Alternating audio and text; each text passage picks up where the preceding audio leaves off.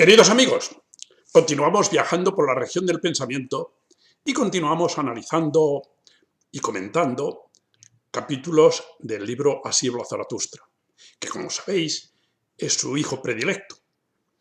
Es el libro que él consideraba que encerraba su pensamiento de una manera más lírica, más perfecta y al mismo tiempo quizás más atrevida.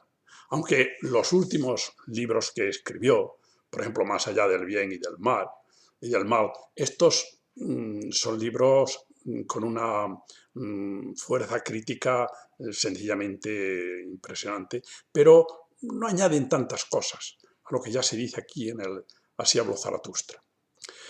Hoy nos toca hablar del capítulo 7 de la segunda parte, que se llama de las tarántulas.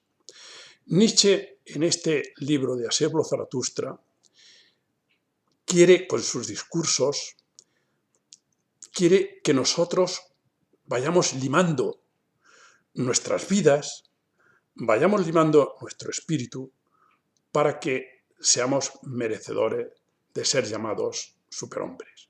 O por lo menos para que seamos capaces de preparar el camino para que llegue el superhombre. Que era la idea que él tenía de ese ser sencillamente elevado y de ese ser sin sentimientos negativos. Para mí, un lujo humano.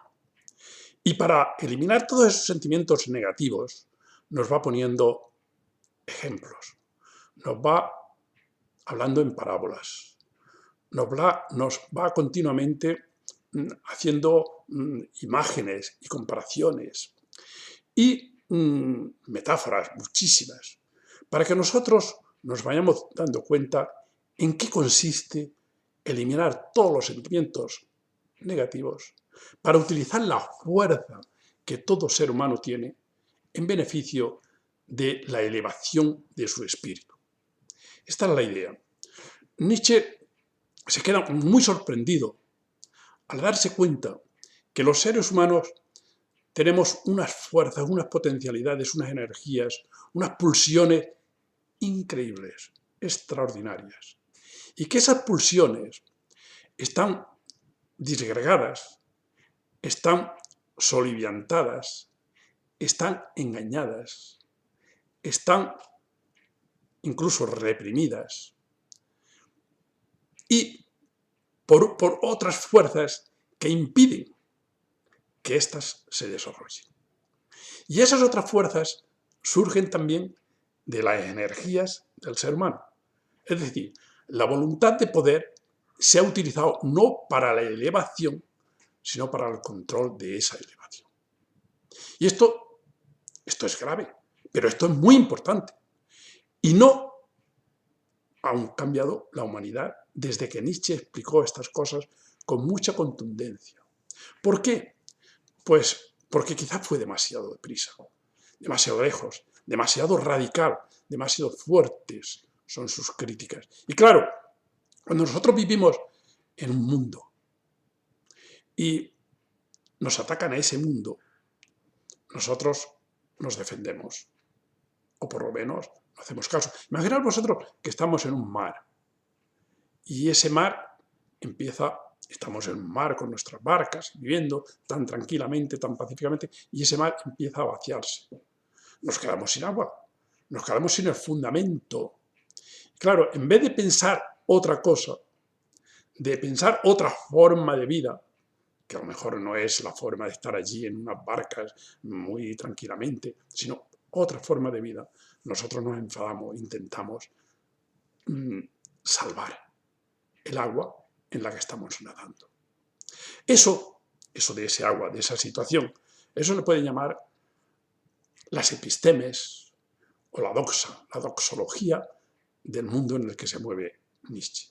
Y Nietzsche a esa doxología le ataca de una manera furibunda, con una imagen que es como si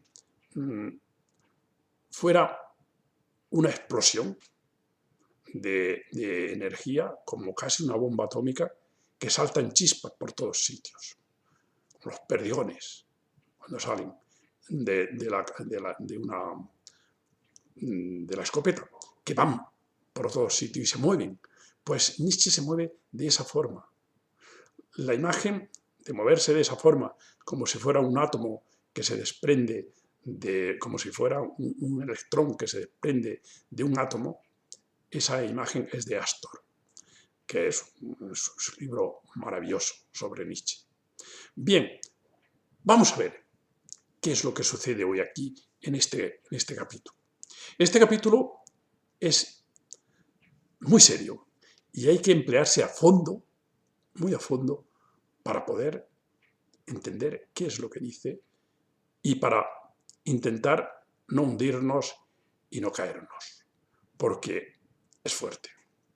Ataca efectivamente a evidencias de esa doxología, que es la doxología en la que nosotros vivimos. Ya digo, el capítulo es el capítulo 7 de la segunda parte de Así habló Zaratustra, que se llama de las tarántulas. Es una parábola, y lo dice el mismo Nietzsche, que es una parábola. ¿Y qué es lo que quiere decir en esta parábola y qué es lo que nos indica? Nietzsche quería hablar de la venganza, de que hay seres humanos que son muy vengativos, utilizan la venganza. Y para hablar de la venganza, no empieza echando un discurso sobre la venganza. La venganza la define y luego desarrolla, no. Él lo que hace es utilizar efectivamente esas imágenes, esas parábolas para explicarnos qué es lo que tiene él dentro sobre la venganza. Entonces él dice, esta parábola dice, los predicadores de la igualdad son como las tarántulas. Es decir, va a hablar de la venganza que tienen los predicadores de la igualdad. Los predicadores de la igualdad viven bajo la venganza y hacen las cosas por venganza. Entonces la imagen que él encuentra es la imagen de la tarántula. La tarántula es como una araña grande, peligrosa, venenosa. Y entonces, en efecto, es un animal que está ya agazapado. Él va a personalizar, a animalizar la venganza en la tarántula. Y están allá agazapados. Esa araña grande se mueve dócilmente, con suavidad, crea una tela suave, imperceptible, invisible, transparente, bella. ¡Ay, qué maravilla! Fijaros vosotros. En esa tela caemos casi todos nosotros. ¿Por qué hay muchas telas de estas? Porque hay muchas tarántulas creando telas en toda la sociedad y en todo el mundo. Fijaros vosotros, que es muy sutil todo ello. Es una tela en la que se mueve, este animal se mueve dócilmente, se mueve con suavidad, porque la tela es suave, es imperceptible, es prácticamente invisible, es transparente y al mismo tiempo es bella. Pero en el alma de esa tarántula, que está allí escondida, se asienta la venganza. Esta es la idea principal del texto. A ver, pero la imagen merece la pena que nos detengamos un poco en ella. La tela que hacen las arañas es una tela que está muy bien construida. Ha sido capaz de utilizar su inteligencia o su venganza, porque este es un animal que no puede volar, que tiene muy pocos medios de defenderse, es muy blandenga y con un golpe puede morir. Y se la ha arreglado para vivir de esta manera, allá agazapado. Yo, que en mi niñez que viví en la montaña siempre había visto muchas telas de araña, muchas. Y además las construían en una noche, las construían en poco tiempo. Y estaban allá agazapadas, encerradas, calladas, quietas, esperando el momento de la venganza. Y entonces llegaba la mosca o llegaba un saltamontes pequeño y llegaba y se quedaba enganchado en la telaraña. E inmediatamente venía la tarántula, la envolvía a la mosca o envolvía al saltamontes pequeño, lo envolvía rápidamente para que no pudiera escaparse y le clavaba el aguijón. y allí lo conservaba. Lo dejaba allí para cuando lo necesitara para comerlo. Entonces, esa imagen es la imagen de unos seres que son como tarántulas y le clavan el aguijón a otros. La maldad, la venganza, está en el mundo de los seres humanos de una manera muy clara. Los sentimientos negativos. ¿Qué es la venganza? La venganza es la satisfacción que se toma por un daño que uno ha recibido y lo devuelve. Entonces, cuando tú devuelves ese daño, la alegría que tú sientes por haber realizado ese daño. Claro, estos seres, estos animales, están allá esperando. ¿Y qué es lo que produce esa especie de venganza, que es lo que tiene la tarántula? ¿Qué es lo que produce? Produce vértigos y produce veneno. Vértigos, dan vértigos, porque te envenena. Son vengativos escondidos. Y la parábola la estamos ahora analizando. En la parábola siempre hay puntos de comparación, puntos en los que son más o menos idénticos, analógicos, a aquello que están haciendo estos animales de los cuales estamos hablando. Y son vengativos, están escondidos, como la tarántula. Detrás de vuestra palabra justicia, detrás de la palabra justicia de esta gente, está la palabra venganza. Y ellos dicen que el mundo se llene de las tempestades de nuestra venganza. Y Nietzsche se pregunta, ¿qué voy a hacer yo? Esa es la tarea del Zaratustra. ¿Qué hacemos nosotros? ¿Qué hacemos cuando nos encontramos con ese mundo de tarántulas, con ese mundo lleno de toda una cantidad de arañas, con telas de araña por todos sitios, que se mueven por todos esos sentimientos negativos, por todos esos elementos que son destructivos y que al que más destruyen es al que los tiene? Efectivamente, por eso vivimos en una sociedad tan destruida y tan desastrosa. Y Nietzsche se pregunta, ¿qué voy a hacer? Pues lo que va a hacer es lo que él hace con esa dosología, lo que él hace cuando se ha encontrado con ese tipo de pensamiento, con ese tipo de creencias, de presuposiciones, incluso pues de evidencias, de claridades. Y dice, voy a desgarrar vuestra tela. Esa es su misión. Nietzsche está intentando desgarrar la tela, las telas de araña, esas telas de araña que parecen invisibles. Que el hombre sea redimido de la venganza. Redimido, salvado. Que el hombre sea salvado de la venganza. De esa venganza que existe en todos aquellos que son tarántulas, que es la mayor parte, quizás, de los seres humanos. Ese es para mí mi puente de la suprema esperanza. O sea, el puente que a él le da la suprema esperanza es que es capaz de redimir de la venganza desgarrando la tela. Entonces, ese es para mí el puente de la suprema esperanza y un arco iris después de prolongadas tempestades. Esa es la esperanza que tiene Nietzsche. De que venga un arco iris después de todas estas tempestades que él está creando. Porque él está creando esas situaciones tensas, esas luchas, esa fuerza. Bien, y entonces, a partir de aquí un poco de lo que él espera, de lo que él quiere, de lo que él desea, en el capítulo hace una descripción o un análisis del espíritu de la tarántula. ¿Cómo es el espíritu de la tarántula? Es que tiene un espíritu. Tiene un espíritu, pero es un espíritu negativo, malo. Y entonces dice lo siguiente. La tarántula o los tarántulas, esos que viven por ahí en el mundo, son vengativos. ¿Para qué sirve la venganza? Es alegría por el mal causado. Es difícil mantenerse y no ser vengativo. Pero ahí es donde está la grandeza del hombre que es elevado y que está por encima y que mira desde arriba. Porque además allí ya es que ni le llega las venganzas que han podido hacerle a él. Son vengativos. Se burlan de todos los que no son iguales a ellos. Uy, también conocemos de estas personas que se burlan de los demás porque no son iguales a ellos. Ellos que son tan justos, tan buenos, tan santos.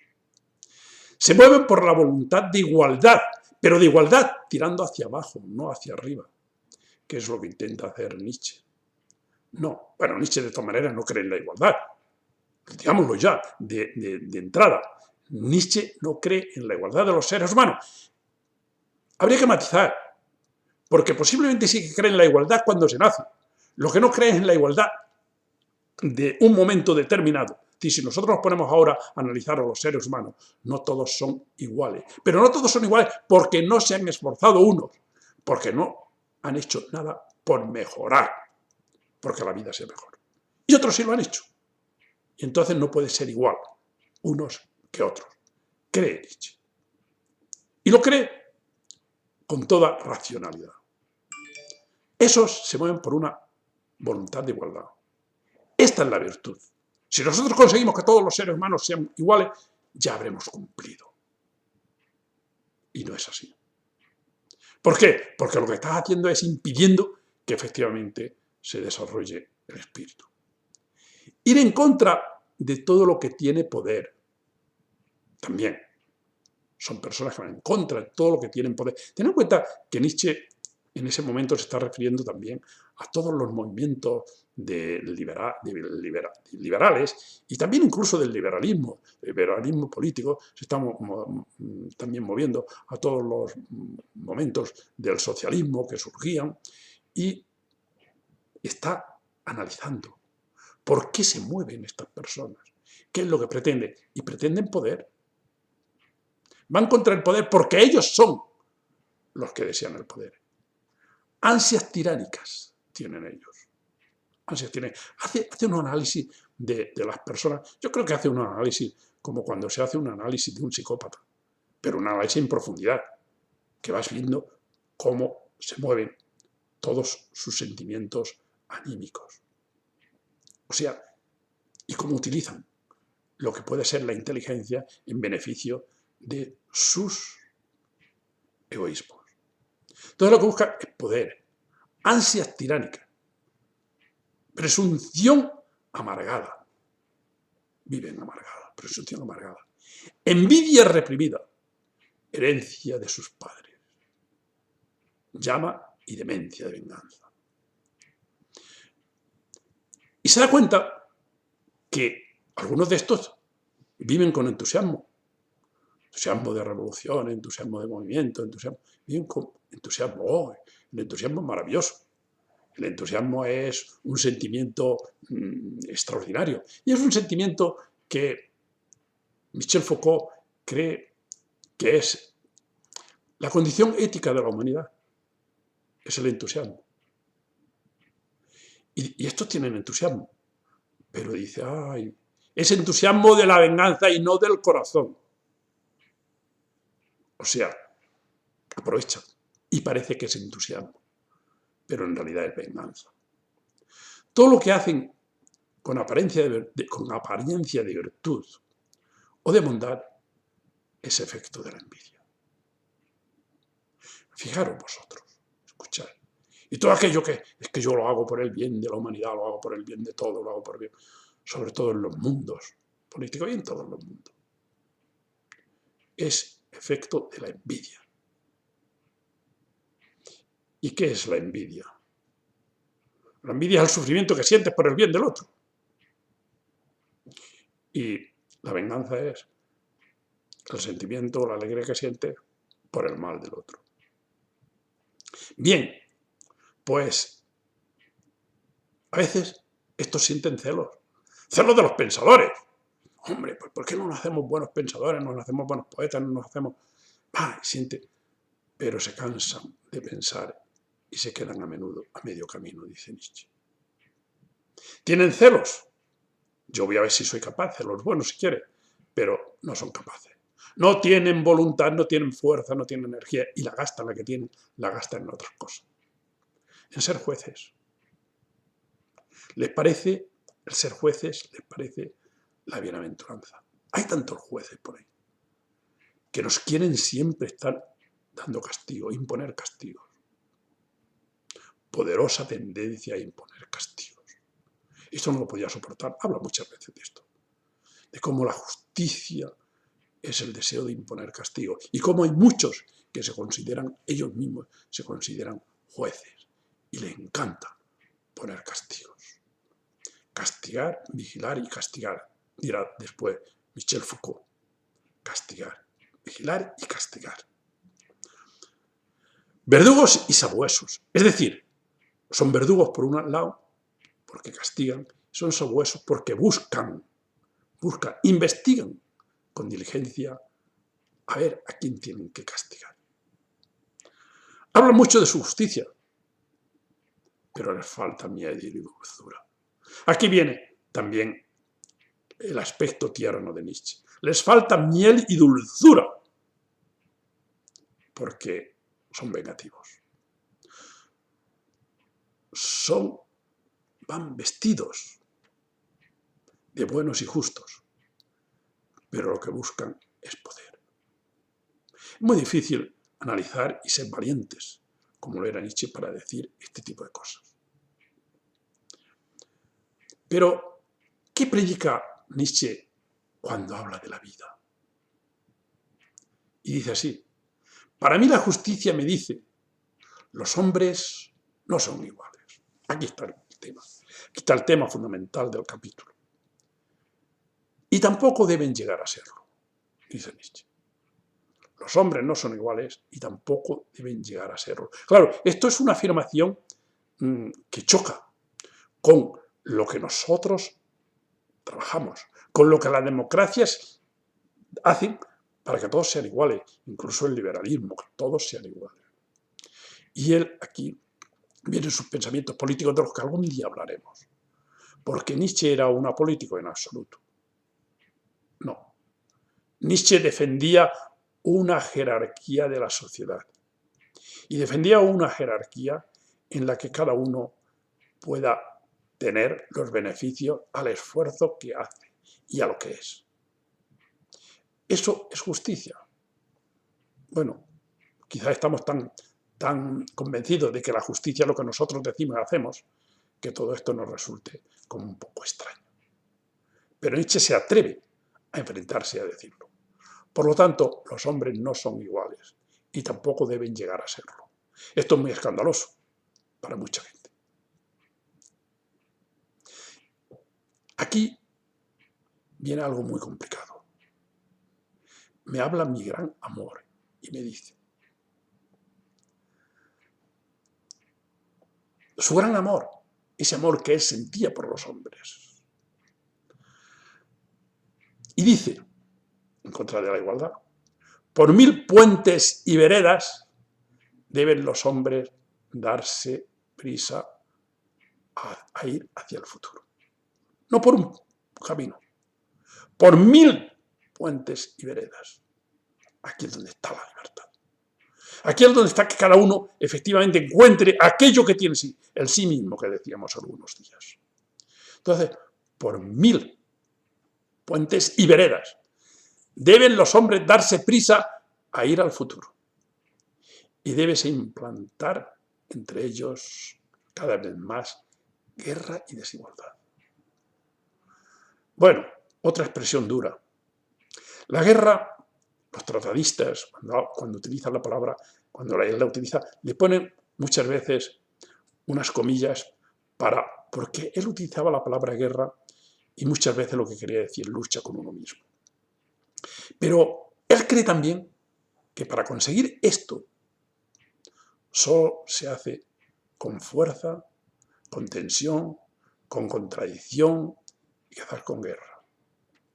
Pero claro, también en esos momentos, todos los movimientos políticos que había, por considerar unas ciertas libertades, hacían guerras, y guerras durísimas, y guerras muy crueles.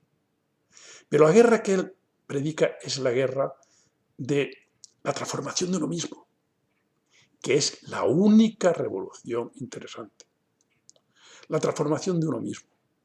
Y ahí, para esa transformación de uno mismo, sí que se necesita una cierta tensión, una guerra con uno mismo y una cierta desigualdad para poder conseguir aquella evolución jerárquica y aquella evolución jerárquica de la que él habla.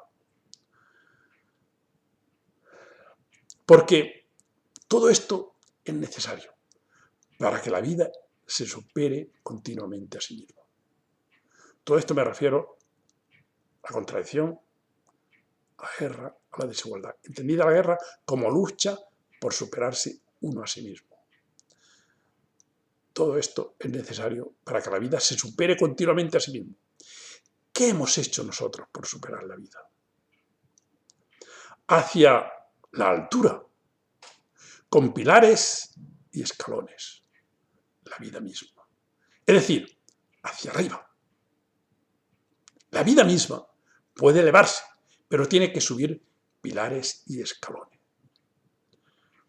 Contemplo la lejanía y belleza. Se necesita altura para eso. Para ver la lejanía, para ver la belleza, hay que elevarse. Hay que estar muy por arriba. Se necesita altura. Y él creía que esa altura había que conseguirla. Y esa altura es fundamentalmente el control y la eliminación de los sentimientos negativos. Es decir, cuando uno se lima a sí mismo para construirse en una magnífica obra de arte. En este ascenso hay contradicciones y luchas para superarse a sí misma la vida. Y entonces hace alusión, dice, hombre, aquí, habéis visto vosotros aquí la tarántula, está en las ruinas de un viejo templo. ¿Qué simboliza y nos enseña un viejo templo? ¿Qué es un templo? Pues dice, claro, aquí es utilizar el monumento como un documento para demostrar lo que él quiere demostrar. Ya sabéis la teoría que defendía Michel Foucault. Las cosas son, pues bueno, están ahí. Y nosotros, las cosas como por ejemplo la Revolución Francesa, los acontecimientos, están ahí. Las ruinas de un templo están ahí. Nosotros las podemos describir como si fuera un monumento o las podemos utilizar como si fueran un documento para demostrar aquello que queremos demostrar. Entonces Nietzsche ve las ruinas y dice qué simbolizan y qué nos enseñan. Y él, aprovechando ese monumento como documento, dice, hombre, que existe lucha y desigualdad, incluso en la belleza, y la guerra por el poder y por el sobrepoder.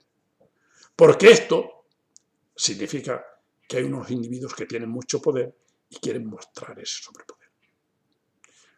Dejémoslo ahí, esas interpretaciones.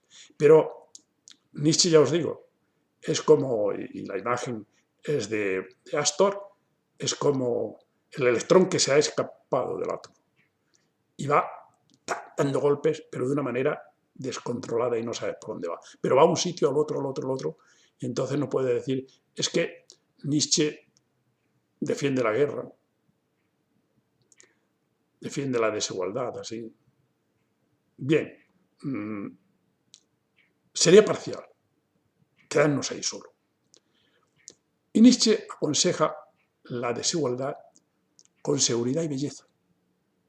Una desigualdad que daría seguridad al mundo, porque sería como muy aceptada, muy establecida, y que daría también belleza. Quizás sea muy utópico esto. Pero bueno, él lo propone. Y él propone esa jerarquía. Y esa jerarquía consistiría, ya estoy entrando también un poco en política, en las ideas políticas, sus ideas sociales, es una jerarquía parecida a la que establecía Platón. Pero hay alguna diferencia. La jerarquía que establece Nietzsche es, tendrían que existir los filósofos que serían legisladores. Los filósofos, es decir, los que estarían arriba, se dedicarían a legislar. ¿Quién son los que legislan actualmente? Pues se reúnen y sacan leyes. ¿Pero quiénes se reúnen? Pues los que han sido elegidos. ¿Y quiénes son los elegidos? o los gobernantes que van y de allí sale una legislación. Muchas veces, o casi siempre, movidas por intereses de unos, de otros, por presiones económicas. Pero los filósofos puros, que estarían muy elevados, no serían los que gobernarían, y aquí es donde se diferencian de Platón, serían legisladores. Y luego estarían los ejecutivos, que serían los gobernantes. Ahora no, ahora un mismo parlamento es el que ha elegido al ejecutivo y es el que legisla. Allí no, serían unos señores que han probado, que han demostrado su grandeza, su aristocracia, en el sentido del término, de lo mejor. Y entonces ellos legislan. Y los gobernantes son los que ejecutan. Y luego estaría el resto, que serían los que se encargarían de la economía, de producir los trabajadores. Pero esta jerarquía no está basada ni en cuestiones de sangre, ni en cuestiones de dinero, ni en cuestiones económicas de ningún tipo. Está basada en la elevación del espíritu. Es el espíritu el que efectivamente eleva. Y ahora, una vez dicho esto, Nietzsche ya casi al final del capítulo hace una confesión personal como suele hacer de sí mismo. Hace una confesión personal porque Nietzsche por eso tiene tantos atractivos también, porque se desnuda, habla de sí mismo de tal manera que yo creo que quizás toda la filosofía de Nietzsche sea un esfuerzo por describir o justificar la vida que él ha llevado y lo que él es, lo que él siente. Y lo que él siente quiere expresarlo y comunicarlo. Por lo tanto, es como muy atractivo porque nos dice lo que él vive, lo que él siente, lo que él piensa, lo suyo. Y no habla de unas terceras personas. Entonces, hace esa confesión personal. Y me dice, hombre, a mí me ha picado la tarántula para que yo no cante en honor de la desigualdad y de la enemistad. Claro, él, que se dedica a estas cosas, a ser un crítico impresionante. Entonces, él le toca, claro, le pica la tarántula, porque hay muchos tarántulas, y le pica. Dice, y quiere que yo sufra vértigo por aquello que estoy diciendo, incluso en mi alma. Claro, la tarántula lo que quiere, vamos a ver si hacemos que sienta vértigo. Le vamos a clavar un montón de aguijones para que envenenarlo. Pero él prefiere seguir siendo como es. Y dice, pero atadme fuertemente aquí a esta columna. Exacto. Prefiero ser un santo estilita que remolino de la venganza. Si él no hace lo que está haciendo, sería como un remolino de la venganza. Estaría dándole vueltas y vueltas ahí a la venganza. La imagen también es muy bonita. Hay gente que da vueltas y vueltas y no sale de sí mismo. No salta escalones. Y él dice, pero claro, para no caer en ese vértigo, atadme fuertemente, porque prefiero esto o lo otro. Bueno, esto se refiere, como muchos de vosotros sabréis, a que aquí Ulises, en la Odisea, Ulises que vuelve, siente el canto de las sirenas, y el canto de las sirenas le atrae tanto que quiere irse para allá. Pero si se va con las sirenas ya no puede volver, ya no puede seguir el ritmo que sigue. El ritmo que seguía hacia su patria. Aunque las sirenas le van a dar tantas y tantas cosas. Lo van a hacer Dios. Y va a vivir con ella, ya siempre feliz y tal. Y esto es lo que ofrecen, esa felicidad es la que ofrecen los tarántulas. Y entonces Ulises dice, atadme aquí al barco para que no pueda tirarme al mar e irme con las sirenas que cantan, con el canto de las sirenas, que le enloquece. Porque claro, esto que dicen toda esta gente, estos demócratas igualitarios, esto es muy atractivo. Y dice Zaratustra, Zaratustra no es un bailarín que baila la tarantela.